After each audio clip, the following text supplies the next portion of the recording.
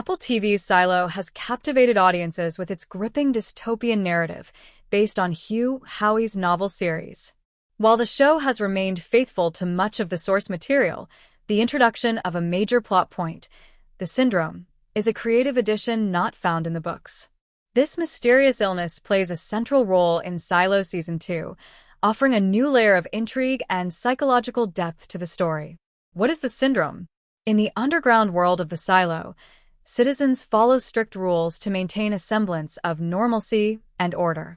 One of the most unsettling aspects of this carefully constructed society is the syndrome, a vague and debilitating condition that affects the residents without warning. The illness manifests in symptoms such as involuntary twitching, muscle spasms, uncontrollable shaking, and cognitive decline. Over time, it leads to a complete shutdown of the nervous system if untreated. The condition is shrouded in mystery, with no known origin or cause. The show's introduction of the syndrome presents a fresh narrative device that helps explore the psychological toll of living in such an oppressive environment. It is subtly hinted at in Season 1 but takes center stage in Season 2, where viewers see Sheriff Paul Billings, a key character, struggling with the symptoms. His condition, kept hidden from the public eye, is a source of personal shame and fear, as the Silo's rules prohibit anyone with the syndrome from holding a position of power. The disease's role in the plot raises questions about its true cause and its implications for the future of the Silo society.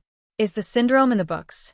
The concept of the syndrome is entirely new to the Silo TV adaptation and does not appear in Hugh Howey's original Wool series. While the books explore the psychological effects of living in an underground silo, particularly the constant fear and isolation, the syndrome is an invention by showrunner Graham Yost. The idea behind the disease is to illustrate the physical and mental toll that the oppressive environment of the silo takes on its inhabitants. Yost described the illness as a neuralgic response to the stress and confinement of underground life, possibly reflecting psychological disorders like depression, but manifested physically. This addition deepens the show's themes of human endurance and the consequences of forced isolation, creating a powerful metaphor for how extreme conditions can physically and mentally break down individuals. What causes the syndrome? As of Season 2, the exact cause of the syndrome remains unclear. There are hints that it might be linked to the silo's subterranean environment, such as poor air quality, lack of sunlight, or long-term exposure to confined spaces. The illness doesn't seem to be exclusive to any particular level of the silo, as even characters from higher levels, like Paul Billings, are affected. It is also confirmed that the disease isn't contagious or hereditary, making it even more mysterious. One theory presented in the show suggests that the syndrome is a physical manifestation of the psychological stress caused by prolonged confinement. Judge Meadows, another key character, even suggests that humans are not meant to live underground, hinting that the syndrome could be a direct result of the unnatural conditions the residents of the silo face. Why is the syndrome important to the plot? The addition of the syndrome serves several purposes in the narrative. It keeps the silo's residents on edge, adding a layer of fear and uncertainty to their already precarious lives. The disease could also be a tool for the ruling powers in the silo to maintain control over the population, keeping citizens in a constant state of vulnerability. The mystery behind the syndrome could be crucial to understanding the silo's hidden secrets.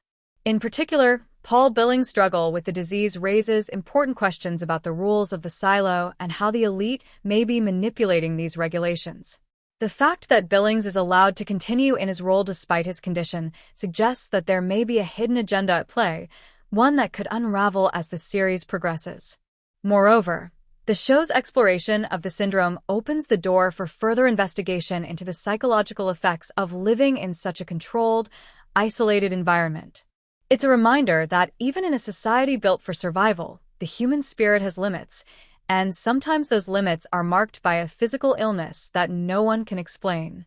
In conclusion, while the syndrome may not be part of the original Silo books, its introduction in the TV adaptation adds a compelling layer to the story, heightening the tension and deepening the show's exploration of human nature under extreme circumstances. Fans of the series will likely find its mystery and intriguing plot device that could be crucial to understanding the Silo's dark secrets.